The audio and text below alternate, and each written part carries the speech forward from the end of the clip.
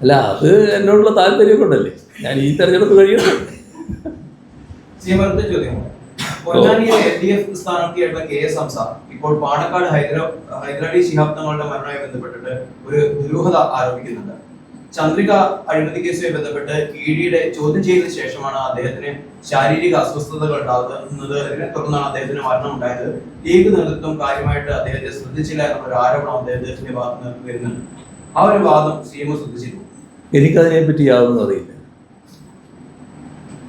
CM Rahul ഗാന്ധിയുടെ ഒരു വിമർശനം കഴിഞ്ഞ ദിവസം കണ്ടതാണ്. അതിന്റെ ചുവട് പിടിച്ചപ്പോൾ പ്രിയങ്ക ഗാന്ധി പറയുകയാണ്, വിമർശനം ഉന്നയിക്കുകയാണ്. BJPക്ക് ഒപ്പം ചേർന്നുകൊണ്ട് മുഖ്യമന്ത്രി തന്റെ സഹോദരനെ ആക്രമിക്കുമെന്നായിരുന്നു പ്രിയങ്ക ഗാന്ധിയുടെ ഒരു പരാമർശം. ഏറ്റവും വലിയൊരു തമാശയാണ് ഈ പ്രിയങ്ക ഗാന്ധി വന്ന് എന്തുകൊണ്ട് പിണറായി വിജയനെ അറസ്റ്റ് ചെയ്യുന്നില്ല എന്ന് ചോദിച്ച ആ ചോദ്യം. അത് വളരെ നല്ലൊരു ചോദ്യമായി കേരളം കാണുകയാണ്.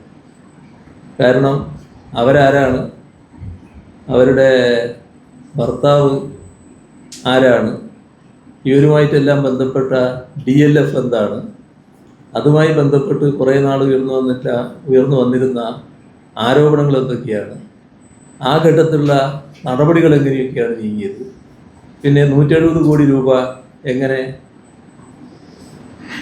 ഇലക്ട്രൽ ബോണ്ട് ഇനത്തിൽ BJPയുടെ കയ്യിലേക്ക് പോയി, അതെല്ലാം കഴിഞ്ഞപ്പോൾ ഹരിയാന സർക്കാർ ഇതിൽ യാതൊരു നിയമവിരുദ്ധ നടപടിയും ഇല്ല, നേരത്തെ പറഞ്ഞ ഭയങ്കര വഞ്ചന, റിയൽ എസ്റ്റേറ്റ് ഇടപാടിൽ ഭയങ്കര വഞ്ചന അഴിമതിയൊക്കെ നടന്നിരിക്കുന്നതാണ്, പക്ഷേ ഒരു കുറ്റകരമായി ഒന്നുമില്ല എന്ന് പറഞ്ഞത്. അതെല്ലാം രാജ്യത്തിൻ്റെ മുന്നിലുള്ളതാണല്ലോ. അപ്പോൾ അറസ്റ്റ് വേണ്ടിയിരുന്നവർക്ക് നേരെ അറസ്റ്റ് ഉണ്ടായില്ലെങ്കിൽ അതിനുള്ള നന്ദി അവരോട് പറയുകയാണ് വേണ്ടത്. അതിന് എന്നെ അറസ്റ്റ് ചെയ്യണമെന്ന് പറയല്ല വേണ്ടത്. അത്രയും എനിക്ക് പറയാം.